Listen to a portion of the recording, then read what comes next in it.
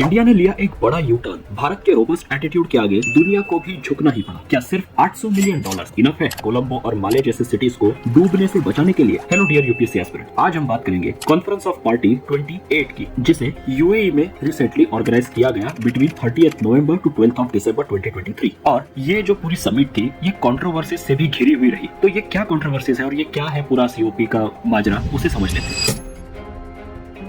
ये जो सीओपी है वो UNFCCC यानी कि United Nations framework convention on climate change के अंडर आने वाली एक बॉडी है जिसे ये ऑर्गेनाइज करवाया जाता है। एक्चुअली UNFCCC का ओरिजिन है 1992 में हुए अर्थ समिट से। 1992 में जो अर्थ समिट हुई थी उसमें एक प्रॉपर फ्रेमवर्क बनाया गया कि किस तरह जो ग्लोबल ग्रीन हाउस गैसेस का एमिशंस है उसको कम करने और प्री इंडस्ट्रियलाइजेशन लेवल्स पर एनवायरमेंट जो था उस हेल्थ पर ले जाने में किस तरह से वर्क किया जाए, इसके लिए ये पूरा एक स्ट्रक्चर बनाया गया है। इसी अकॉर्डिंग 1994 में ये UNFCCC फ्रेमवर्क बना और इसमें ऑलमोस्ट हर वो कंट्री जो यूएन की मेंबर है वो पार्टिसिपेट करती है। हेलो फ्रेंड्स, हमेशा की तरह आज भी हम आपके लिए एक एमसीक्यू क्वेश्चन लाए हैं जिसका आंसर आपको वीडियो के एंड में देखने को मिलेगा। तो क्विकली क्वेश्चन देख लेते हैं। क्वेश्चन ये है कि which of the following country has signed a defence deal with India to procure Akash missile defence system in the recent past? Options है अर्मेनिया, अजरबैजान, म्यांमार या फिर इजराइल। रिसेंट टाइम्स में पेरिस में COP21 हुई थी इन द ईयर 2015 और इसमें 196 members शामिल हुए थे जिन्होंने ये लीगली बाइंडिंग एग्रीमेंट को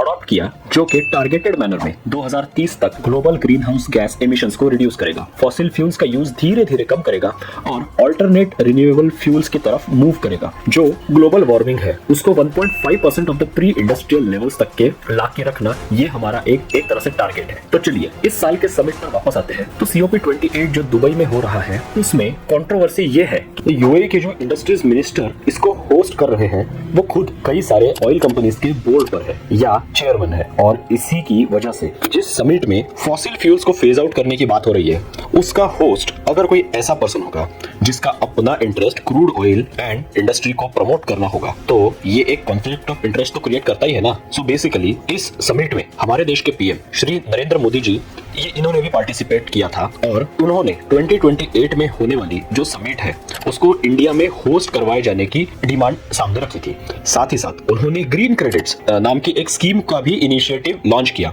जो कि एक मार्केट बेस्ड स्कीम है जिसके अंडर जो कोई भी कंपनी या ऑर्गेनाइजेशन या इवन इंडिविजुअल वाटर कंजर्वेशन या सॉइल कंजर्वेशन और दूसरे एनवायरमेंट फ्रेंडली एक्शंस को इंप्लीमेंट करेगा उसको एक टाइप से क्रेडिट्स मिलेंगे जो कि दूसरे एंटिटीज जो अपने टारगेट्स अचीव नहीं कर पाए एनवायरमेंटली सेफ प्रैक्टिसेस के, वो इन क्रेडिट्स को खरीद सकेंगे या फिर CSR के लिए यूज कर सकेंगे। वैसे भी इस समिट में एक्चुअली भारत का बहुत बड़ा दबदबा देखने को मिला है एंड उसमें सबसे इंपॉर्टेंट जो चीज आती है वो ये है कि जैसे भारत को हर बार टारगेट किया जाता है कि आपके यहाँ कोल बेस्ड पावर प्लांट्स बहुत ज्यादा प्रेजेंट होने के कारण जो SO2 का एमिशन है उससे एनवायरमेंटल डिग्रेडेशन होता है, तो वहीं पे भारत ने प्रपोज किया था कि सिर्फ कोल बेस्ड ही क्यों, ओवरऑल जितने भी बाकी फॉसिल फ्यूल्स है जैसे इवन पेट्रोल एंड डीजल भी या गैस भी, उनसे फर्क नहीं पड़ता कि एनवायरमेंट को। और भारत की बात यहाँ मानते हुए for the first time COP28 में इसको ऑफिशियल डिक्लेरेशन का पार्ट बनाया गया है। इसी के साथ लॉस एंड डैमेज फंड भी पहली बार ऑपरेशनलाइज किया गया है जो कि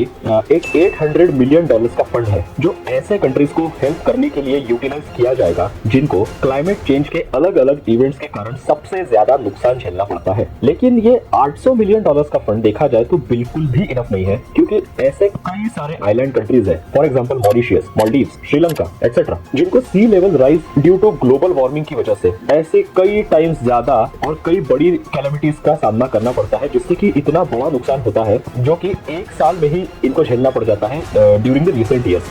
तो अगर ओवरऑल देखें तो एक मिक्स्ड आउटकम इस समिट से निकला है, ऐसा कह सकते हैं। पर इंडिया ने फिर एक बार ग्लोबल प्लेटफॉर्म पर अपना लोहा मनवाया, ये कहने में कोई कंफ्यूजन नहीं होना चाहिए। तो फ्रेंड्स, अब स्टार्टिंग में पूछे गए एमसीक्यू क्वेश्चन को आंसर करने का टाइम आ गया है। तो आंसर है अर्मेनिया। जी हाँ फ्रेंड्स, रिसेंटली अराउंड $700 मिलियन की डील साइन की है अर्मेनिया ने इंडिया के साथ for the procurement of Akash missile defence system, और ये ये डील इंडिया के लिए कोई मामूली डील नहीं है। इसके अंदर जियो पॉलिटिक्स के कई सारे नए सीक्रेट्स छुपे हुए हैं, जिनको जानने के लिए आप इसी टॉपिक पर बेस्ड हमारे YouTube चैनल पर आपको एक वीडियो मिल जाएगा, उसे जरूर देखिए। और ऐसे ही जियो पॉलिटिक्स से एंड बाकी टॉपिक्स से रिलेटेड इंटरेस्टिंग वीडियोस को देखने के लिए हमारे सरल यूपीएससी के YouTube चैनल को सब्सक्राइब करना ना भूलिए। ऐसा लगा। और अब आते हैं इस वीडियो के सबसे इंटरेस्टिंग पार्ट पर।